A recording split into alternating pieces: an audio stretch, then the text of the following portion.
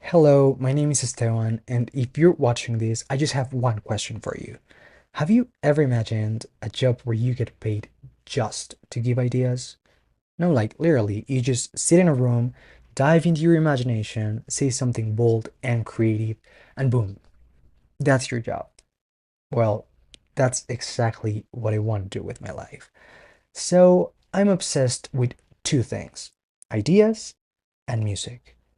Literally anything that has to do with music, playlists, albums, lyrics, artists, entire eras. I just live for all of that. Whenever I picture my future, all that I can see is myself creating full concepts for music projects, whether it's a song, an album, or a tour. The reality is that I want to become a creative director in the music industry. So let's go back to the beginning. As a kid, while everyone else was outside playing, I was in my room burning CDs, drawing stage designs, writing fake song titles, not because I had to, but because I loved it. Like Robert Greene says in Mastery, these childhood attractions are hard to put into words. They're more like sensations. And well, that was me. Just a kid with headphones, a laptop, a Taylor Swift album, and the dream of creating something powerful in my own country.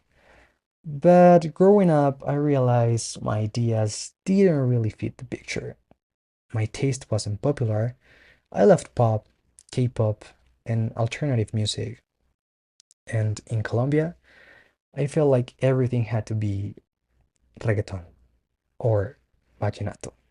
And like Green also says, it is never a simple process to find such a niche. So I gave up. Following a false path, I decided to study economics. I got a job. It was stable, but I was not. Until one day, I was walking home for lunch listening to Red by Taylor Swift, an album I'd heard 100 times, literally 100 times, but something shifted that day. I had a thought. What if a Latin artist made something like this? I imagined the songs, the visuals, the tour, and suddenly this little spark came back. I skipped work that afternoon. I picked up my notebook, my guitar, Pinterest, and I dreamed the whole concept out. That day, literally everything changed. But to move forward, I had to let go of the past. Those little voices saying your ideas don't belong here. Because the truth is, the world has changed. For example, big companies like Hive are investing in countries like mine. So the vision I had back then, it's actually relevant now. Maybe those 6 years weren't wasted. Maybe I needed to leave them to reach a more open world, one where my ideas finally make sense. So, like Green says, often such creative adjustments lead to a superior path for us. So I'm letting go of a fear. My eyes are in the future, not the past. So, yeah, I am back on this path, but now with a clear vision of what I want. So, here's my little silly plan. For the following 3 weeks, I'm going to be doing three things. The first one, I'm going to research three independent labels in my city, not too far, not unreachable, and reach out to ask about any creative role available.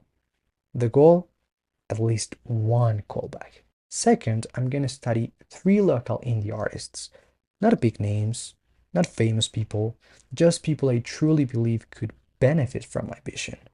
I'll build a creative concept for each one of them. And finally, I'm gonna build a portfolio. I've made boards, playlists, visuals for years.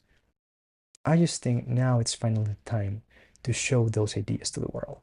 So I'm gonna create a TikTok account and post one video per artist, breaking down the whole visual concept.